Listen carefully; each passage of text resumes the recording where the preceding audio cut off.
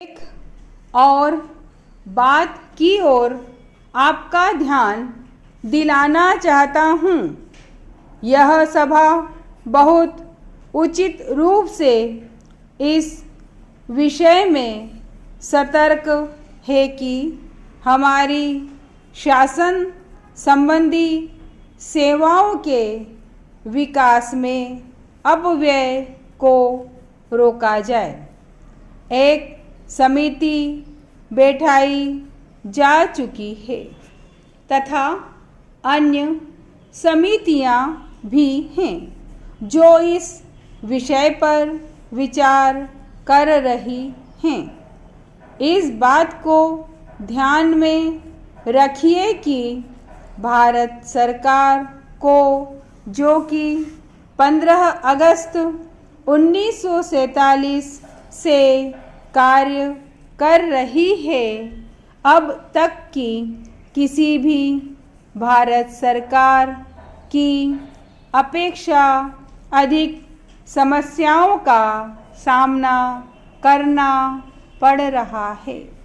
एक तो पहले ही सरकारें सामाजिक ध्येय को जो उनके सामने होता था अपना मुख्य कार्य या उतने ही महत्व का कार्य नहीं समझती थीं जितना कि हमें समझना चाहिए।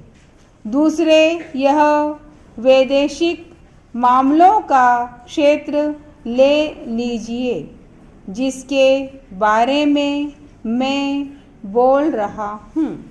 उस समय कोई वैदेशिक मामले नहीं थे।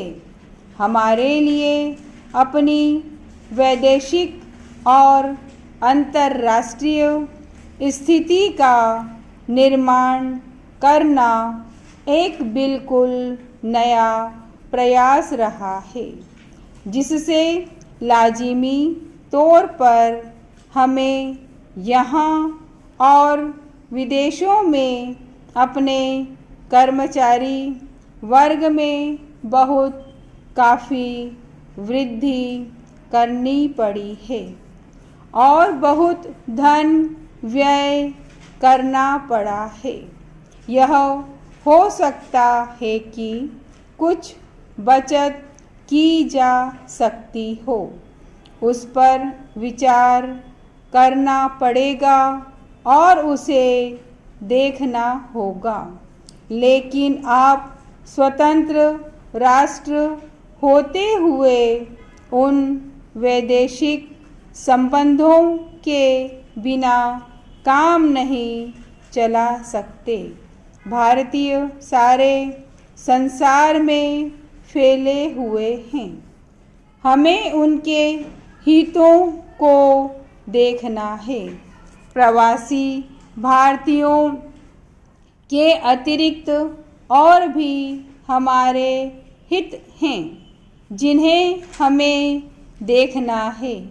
एक स्वतंत्र देश के लिए, विशेषकर भारत जैसे महान और बड़े देश के लिए, यह बिल्कुल असंभव है कि वह विदेश व्यापार गृहों, विदेशी दूतावासों और विदेशी व्यापार मंडलों आदि के साथ ऐसे संबंध स्थापित किए बिना अपना अस्तित्व बनाए रख सके।